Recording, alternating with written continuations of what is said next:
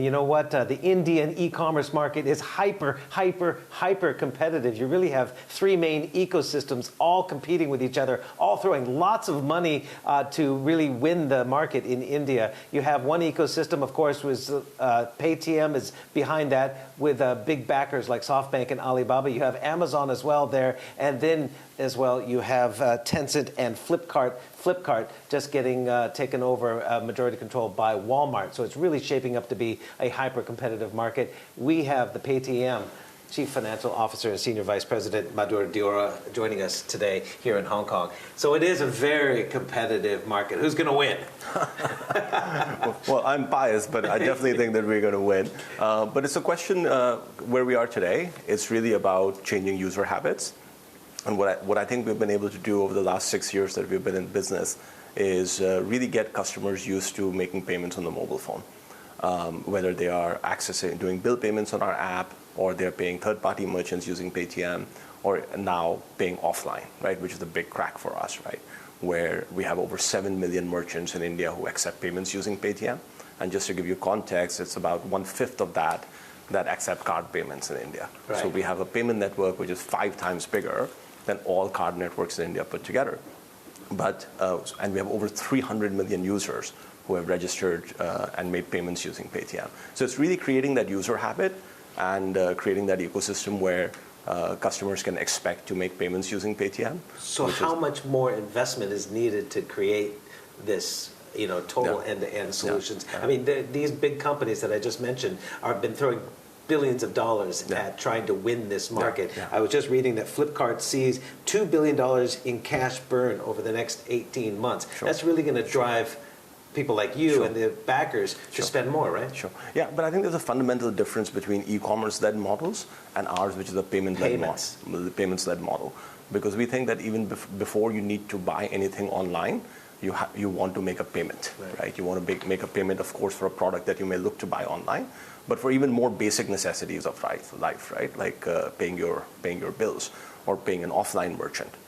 So that's really where we start our journey, which is fundamentally different than what other ecosystems are trying to do. And that's where we have the conviction that we're all in. To your question about investments, it's a big country, right? There's 1.3 billion people. We want to have 500 million users by 2020, right? And to get to that scale, and as I said, to change user habits, there'll be a huge amount of investments required. And your chairman and founder, Vijay Shekhar, I interviewed him in July of last year, and he said, we can't even talk about profitability until at least 2020, and we have those 500 million. How close to that 500 million are you getting? So as I said, we have about 330 million registered users. A lot of them are using wallets or bank accounts to make payments. They're also using UPI, which is a third-party payment interface in India, where Paytm is now also the largest UPI player in the country.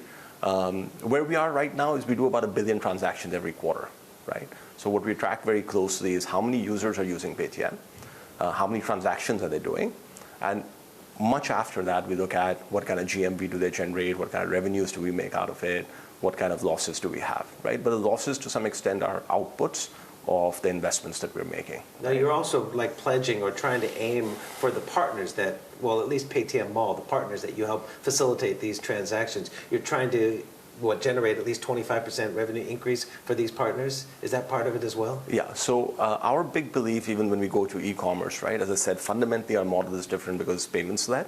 But when we get to e-commerce, our model is to enable small merchants to be able to sell online. Right, so this is not the monolithic e-commerce model that we will buy cheap and we'll put in our fulfillment center and then we'll try to sell to consumers. It is really about using today's technology, providing it to merchants all over the country, small merchants, and seeing if they can come and sell online, right? So instead of being a disruptor of these small merchants, we want to be a technology enabler of these small merchants. As I said, India is a big country, and we need lots and lots of entrepreneurs to solve this problem in partnership with us. You talked about 1 billion transactions. It sounds like a lot, but is it not given the size of the market? Yeah, I think the potential of this market is many, many, many times bigger, right? As you can see in China, even at that kind of scale, somebody like Ant Financial or Alipay grows very, very fast even at that scale, right? Which is a scale which is much larger than what we have currently in India. So while we feel like we're currently like maybe 100 times what we were 4 years ago, So on the one hand, we can kind of pat ourselves on the back, but what really energizes us is the market can be actually 100 times bigger from where we are. And as we get into new markets, as we grow in scale, we find more and more opportunities to get into new use cases, to get into new customer segments, to get into whole new categories of business. And that's really what's exciting about the future. What does it say to you when a company like SoftBank, Masayoshi Son, gets out of their investment in the rival like Flipkart, selling their stake to Walmart, as Walmart and Amazon are going to fight it out on the e-commerce space? But your main shareholder is SoftBank. Is he betting all in on you guys, or why would he do that? We could not be more thrilled about having SoftBank as a shareholder, right? It is obviously one of the largest fund in the world, but it is also run by an entrepreneur that we have had great respect for, or Vijay, who's our founder, has had great respect for even before we ever met them.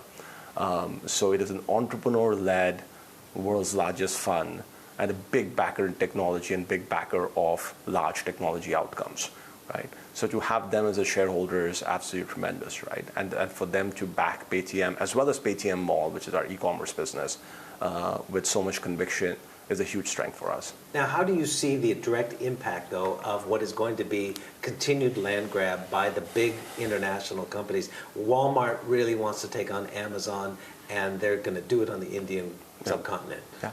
So I think clearly on e-commerce side, it is Walmart, Flipkart, and Amazon, and Paytm Mall, right? So those are the three, like you pointed out, those are the three ecosystems.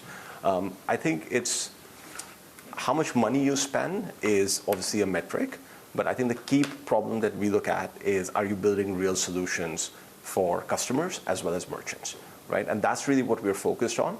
It's not a question of whether you spend X amount or 2X or 5X, and we have very large backers and we have lots of capital to spend as well. But that's not really what we focus on, right? We focus on, are we building the right solutions for the consumers and merchants? You're the finance guy. How much do you need to spend this year, though, to also keep pace? I think over the last 2 years, we spent over $1 billion, and I think this year we'll probably spend more than that, right? More than $1 billion this year. So when we look at the investments and we think about investments in changing merchant and user habit and giving them technology solutions, we will invest over $1 billion this year. What will be your investment targets or priorities? Yeah. You've made a number of different smaller acquisitions since 2015. What is in the priority list? Yeah, so on Paytm side, it is really about on merchants, having more and more merchants accept Paytm, right? And providing more solutions to those merchants. On the consumer side, we want consumers to have basically as a default that wherever they go, they should expect to find Paytm as a payment option, right? Or as effectively the only payment option other than cash. Yeah. And that's really what we're playing for. So to create a network in India where pretty much every merchant accepts Paytm. Do you need to make acquisitions to make that happen, though? We haven't. We made a number of small acquisitions over the last 2 years, but I don't think our strategy is necessarily acquisition-led, right? We think of ourselves as basically a product and technology company, along with the distribution both on merchant side and consumer side. How does the establishment last year of the payments bank extend your reach into areas that are very underserved or not served by financial services? No, it's a great day to talk because today is the first year anniversary of the launch of our payments bank. So it's a big milestone for us. What we're looking to do with Payments Bank is really make very relevant mobile-first banking available to all Indians, right? And this comes with, for example, free money transfers, which has been a pain point for Indian consumers. It comes with a free virtual debit card, which has also been a pain point. We are also issuing physical debit cards to users. I think what we really want to do is users should be able to do all things that they want to do with their money on the Paytm platform, right? And effectively, you want to earn money, and you can now do that with Payments Bank. You want to spend money, which you can do with Paytm. You want to borrow and save, right? So borrow is basically our lending products, which are ramping up this year, and also wealth management, which we launch later this month. Ant Financial obviously going to go IPO. Paytm going to go IPO? We can't comment on Ant Financial plan, but on Paytm, there's no obligation to go public, right? We have large backers who provide us with capital and to invest in the market. Alibaba and SoftBank.